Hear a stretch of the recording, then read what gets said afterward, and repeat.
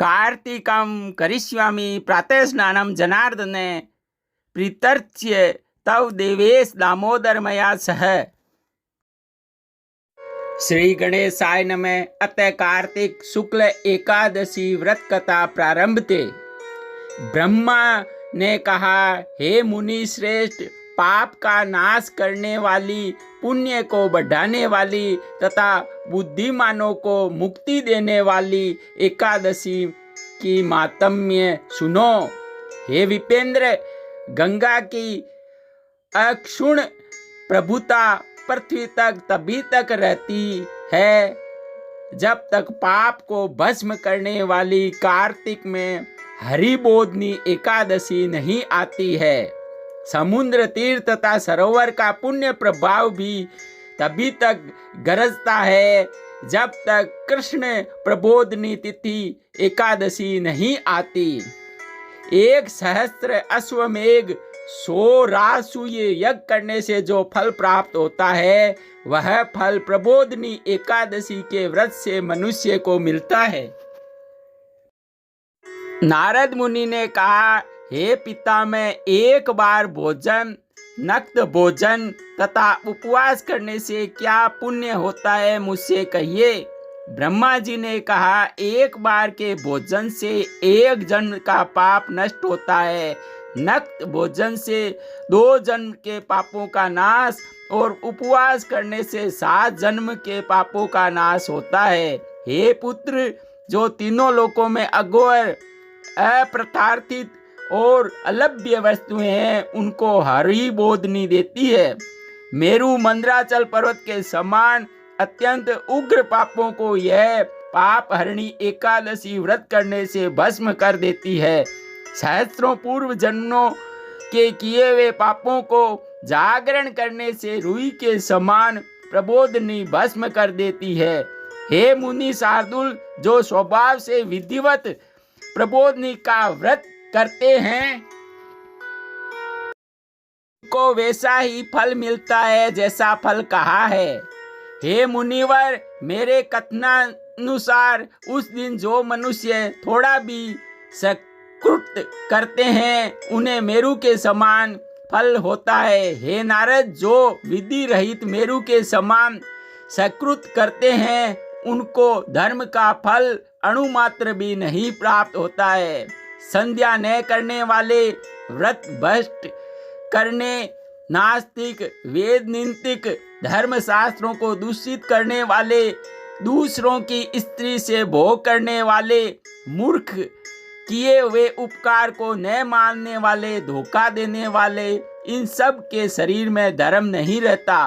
ब्राह्मण अथवा शूद्र दूसरे की स्त्री से, विशेष करके ब्राह्मणी से भोग करने वाले दोनों चंडाल के समान है। हे मुनि शार्दुल, जो ब्राह्मण विधवा अथवा साधवा ब्राह्मणी से भोग करता है, उसका वंश सहित नाश होता है। जो अधम ब्राह्मण दूसरे की स्त्री से रमण करता है, उनको संतान नहीं होती है और उनके पूर्व जन्म के संचित पुण्य नष्ट हो जाते हैं। गुरु ब्राह्मणों से जो अहंकार दिखाते हैं, उनका पुण्य शीघ्र नष्ट हो जाता है, उन्हें धन तथा संतान नहीं रहती है। भ्रष्ट आचरण करने वालों, चंडालनी से गमन करने वालों तथा दुष्ट मनुष्य की सेवा करने वालों का धर्म नष्ट हो जाता है। हे राजन, जो इन कर्मों को करते हैं और पतितों का संग करते हैं तथा पतितों के गृह में जाते हैं, वे यमलोक को जाते हैं। बस जिन मनुष्यों के स्वागत, आसन तथा भोजन से धर्म का नाश हो जाता है, उनकी कीर्ति, आयु और संतान का भी नाश हो जाता है। जो अधम मनुष्य साधुओं का अपमान करते हैं, वे धर्म, अर्थ तथा काम से रहित होकर नरक की अग्नि में भस्म होते हैं।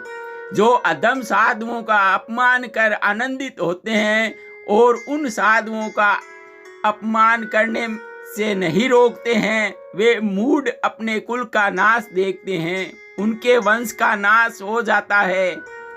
सठ, पिशुन और भ्रष्टाचारी मनुष्य की मुक्ति दान देने और यज्ञ करने से भी नहीं होती है। इस कारण कुछ भी अशुभ कार्य जो संसार में निंदित है नहीं करना चाहिए और सदाचार से रहना चाहिए। उत्तम कर्म में प्रवृत्त रहे जिससे धर्म का नाश न हो। अपने मन से प्रबोधिनी के व्रत का निश्चय करता है, उनके 100 जन्म के किए हुए पाप नष्ट हो जाते हैं। जो लोग प्रबोधिनी एकादशी की रात्रि में जागरण करते हैं वे अतीत, वर्तमान और भविष्य के 10,000 कुल को विष्णु लोक में पहुंचा देते हैं। उनका पितृ वर्ग पूर्व जन्म में किए हुए पापों के फलस्वरूप नरक के दुख से छूटकर प्रसन्न और अलंकृत होकर विष्णु लोक में निवास करता है। हे मुने, ब्रह्म हत्या आदि घोर पाप करने वाले मनुष्य भी प्रबोधिनी के जागरण करने से सब पापों से छूट जाते हैं। जो दुष्टाप्राय फल अश्वमेघ आदि यज्ञ करने से नहीं प्राप्त होता है, जो फल समस्त तीर्थों के स्नान करने, गो, स्वर्ण और भूमि दान से करने से नहीं प्राप्त होता है, यह फल प्रबोधिनी के जागरण करने से सफलता पूर्वक प्राप्त होता है।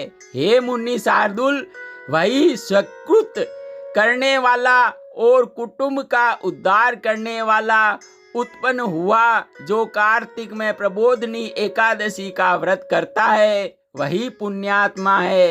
हे मुनिवर, जिस प्रकार मृत्यु अवश्य होती है उसी प्रकार धन भी अवश्य नष्ट हो जाता है। यह जानकर विष्णु वासर एकादशी का भी व्रत करना अवश्य चाहिए। जो प्रबोधिनी एकादशी का व्रत करता है उसके गृह में तीनों लोकों के सभी तीर्थ निवास करते हैं। संपूर्ण कर्मों का परित्याग कर चक्रपाणी विष्णु भगवान को संतुष्ट करने के लिए कार्तिक में सुंदर हरि प्रबोधिनी का व्रत करना चाहिए। ज्ञानी, योगी, तपस्वी और जितेंद्रिय है तथा उसी को भोग और मोक्ष को प्राप्त होता है।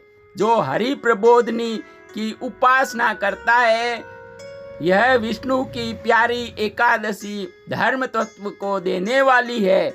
एकादशी का एक बार व्रत करने से मनुष्य मुक्ति के भागी हो जाते हैं। हे नारद, प्रबोधिनी का व्रत करने से मनुष्य पुनः जन्म ग्रहण नहीं करता। इस कारण सभी धर्मों को त्याग कर उनका व्रत करना चाहिए। कर्म, मन और वाणी से उपार्जित पापों को प्रबोधिनी के जागरण से गोविंद भगवान नष्ट कर देते हैं। हे वत्स, प्रबोधिनी के दिवस विष्णु भगवान के नाम से मनुष्य स्नान, दान, जप, तप, हवन आदि जो करता है वह अक्षय होता है। जो मनुष्य एकादशी का व्रत और भक्ति पूर्वक विष्णु भगवान की पूजा करता है उसके सब पाप नष्ट हो जाते हैं। हे पुत्र, प्रबोधिनी एकादशी का व्रत करके विधि पूर्वक विष्णु की उपासना करने से बड़े बड़े पापों का नाश हो जाता है। इस व्रत को करने से देवता ईश जनार्दन संतुष्ट होते हैं। व्रत करने वाला 10 दिशाओं को प्रकाशमान करता हुआ विष्णु लोक को जाता है।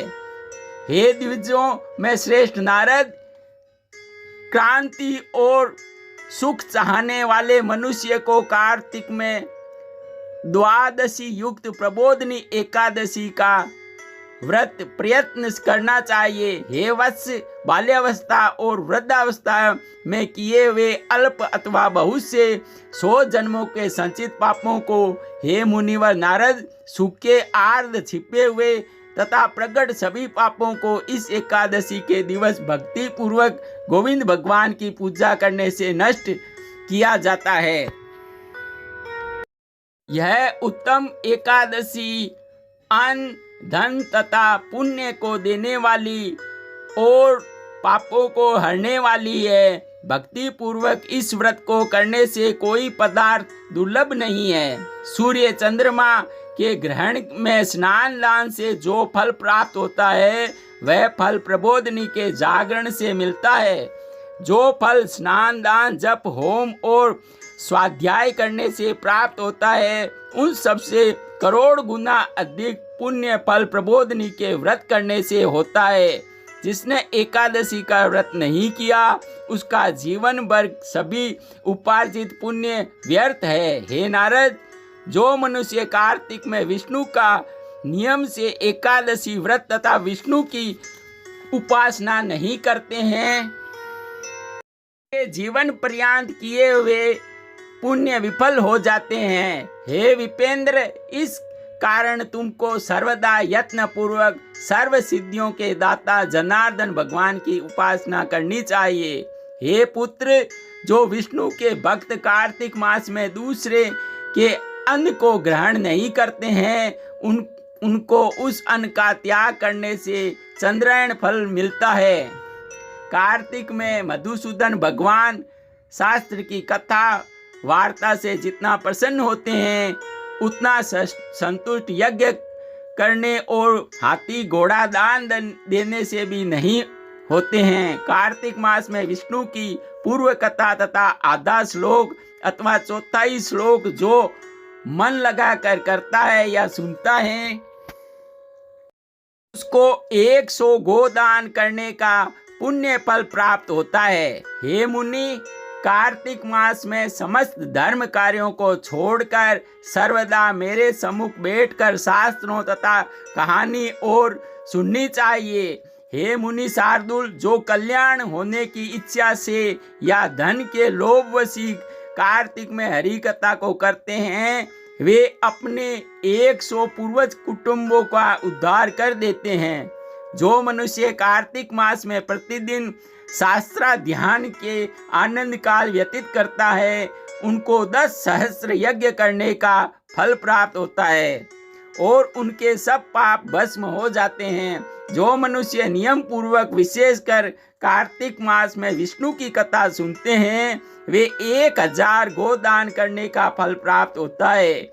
हे मुनि, विष्णु के प्रबोध के दिन कार्तिक शुक्ल एकादशी को जो विष्णु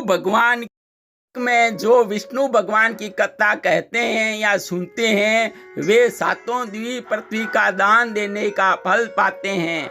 हे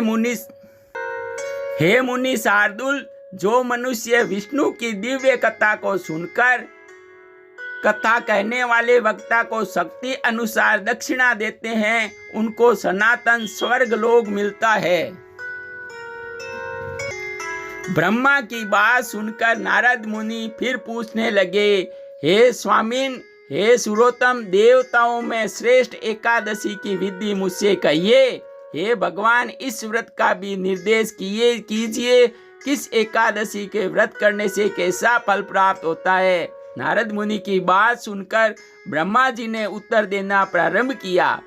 हे द्विजोत्तम, प्रातः काल ब्रह्म मुहूर्त में उठा जाए, दांतुन करके स्नान करे, नदी सरोवर कूप अथवा गृह में अपनी इच्छा के अनुसार स्नान करे, फिर केशव भगवान की पूजा करके कथा सुने। हे महाभाग, नियम करने के निर्मित इस मंत्र को पढ़े कि मैं एकादशी के दिन निराहार व्रत करके दूसरे दिन द्वादशी को भोजन करूंगा। हे पुंडरीकाक्ष, हे अच्युत, मैं आपकी शरण में हूँ, मेरी रक्षा कीजिए। इस मंत्र को देवताओं के देव चक्रपाणी भगवान के सम्मुख पढ़े, भक्ति भाव से प्रसन्नता पूर्वक व्रत करे और रात्रि में देव के समीप जागरण करे। हे मुनि, रात्रि में जागरण करके जो गीत गाते हैं, नाचते हैं, बाजा बजाते हैं और कृष्ण की कथा कहते हैं, सुनते हैं, वे पुण्यात्मा तीनों लोक के ऊपर सत्य लोक में निवास करते हैं। कार्तिक में प्रबोधनी एकादशी को बहुत से पुण्य फल और कर्पूर और कुसुम आदि से विष्णु भगवान की पूजा करनी चाहिए। हे मुनिवर, एकादशी के दिन धन का लोभ न करना चाहिए।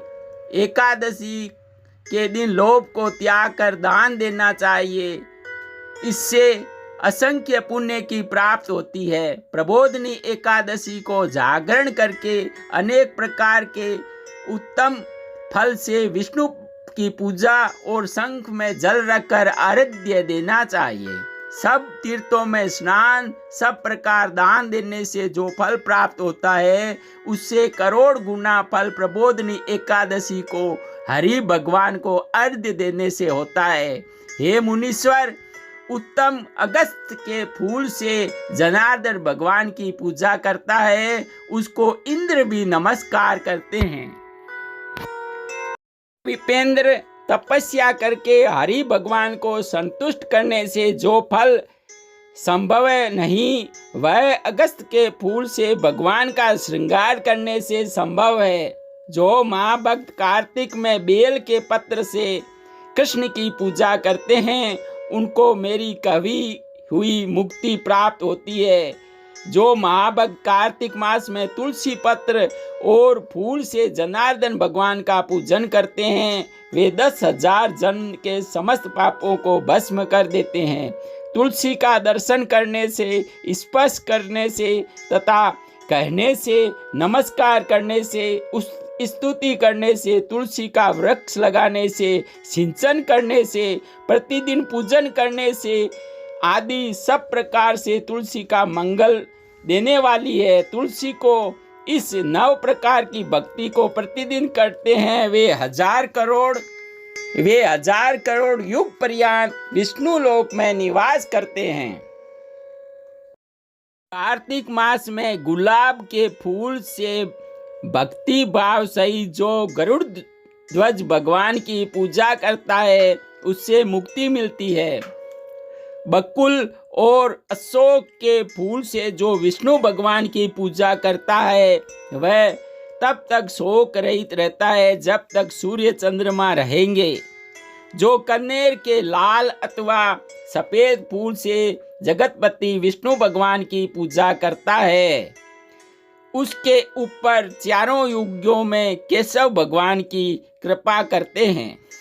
जो मनुष्य केशव भगवान के ऊपर आम का फल और बोर चढ़ाते हैं उस भाग्यवानों को करोड़ गोदान का पुण्य फल प्राप्त होता है। जो मनुष्य दूब के अंकुर से विष्णु भगवान की पूजा करते हैं वे पूजा के फल को 100 गुना फल प्राप्त करते हैं।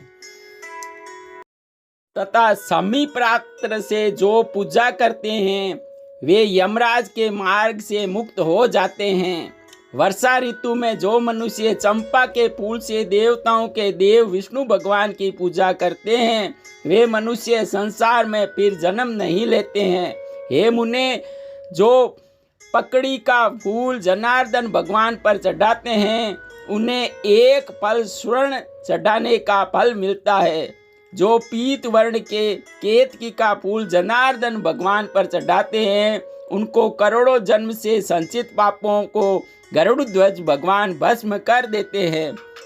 जो कुसुम के समान अरुण वर्ण की शतपत्रिका से गंध जगन्नाथ को चढ़ाते हैं वे श्वेत द्वीप स्वर्ग में निवास करते हैं।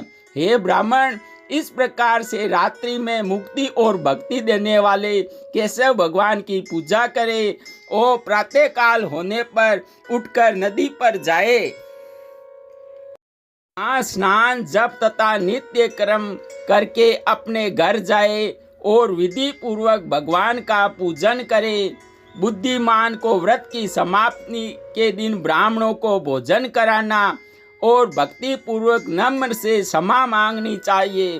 भोजन वस्त्रादि से गुरु की पूजा करके चक्रपाणी भगवान संतुष्ट होने के निर्मित उसको दक्षिणा और गाय दे। यत्न पूर्वक ब्राह्मणों को भूयसी दक्षिणा देनी चाहिए। जिस वस्तुओं का व्रतारंभ छोड़ दिया हो उन नियम को ब्राह्मण के सम्मुख त्याग करना चाहिए। अपनी शक्ति के अनुसार ब्राह्मण को दक्षिणा दे और भोजन कराए। नक्त व्रत करने वाले को ब्राह्मण भोजन करना चाहिए। यथाचित व्रत में स्वर्ण के सहित बलवान बेल ब्राह्मण को दान देना चाहिए। जो मनुष्य निरामिष रहते हैं उनको दक्षिणा सहित गोदान करना चाहिए।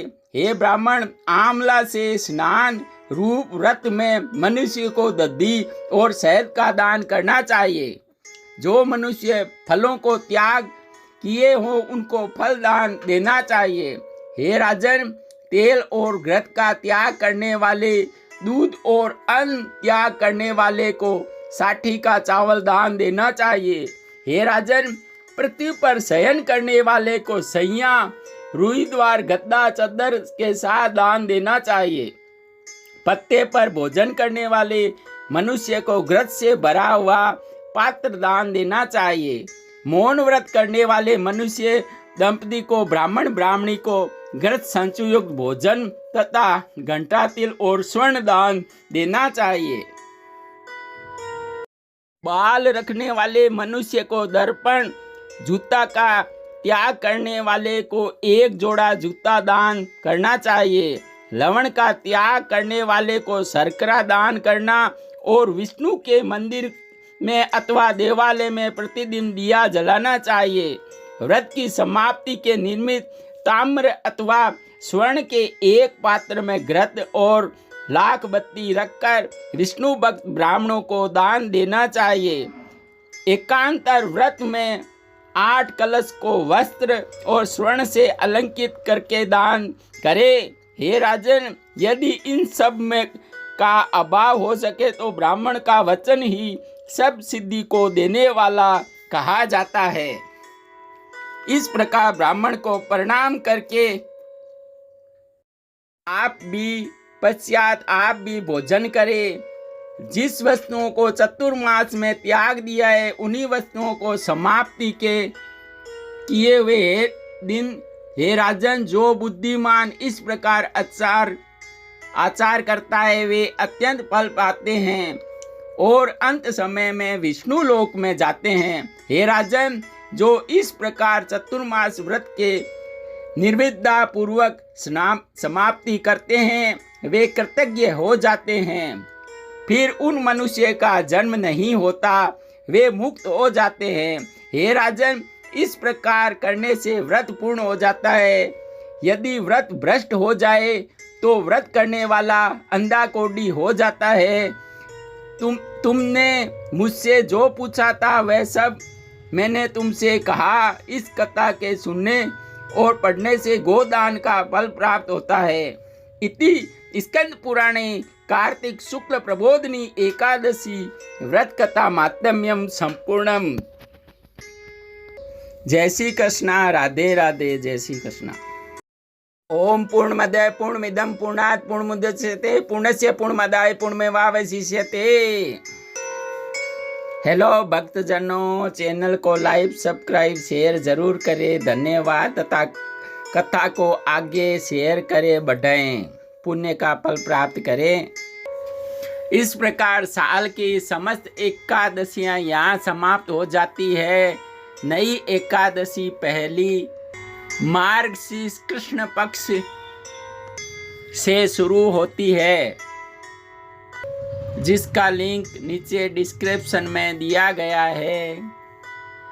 जय श्री कृष्णा। राधे राधे। हेलो भक्तजनों, इस प्रकार सारी एकादशियों को आपने, एक साल की सारी एकादशियों को आपने कर लिया है। इसका चाहे उद्यापन आप कर सकते हैं या नई शुरुआत मार्गशीर्ष कृष्ण पक्ष उत्पन्ना एकादशी जो कि प्रथम एकादशी है, उससे आप एकादशी पूरे साल का संकल्प फिर से ले सकते हैं, क्योंकि एकादशी मार्गशीर्ष महीने से प्रारंभ होती है। मार्गशीर्ष कृष्ण पक्ष एकादशी प्रथम है। जय श्री कृष्णा। राधे राधे। हेलो भक्तजनों, वीडियो को लाइक व सब्सक्राइब ज़रूर कीजिएगा और शेयर ज़रूर कीजिएगा। धन्यवाद। राधे कृष्ण। राधे कृष्ण। राधे राधे।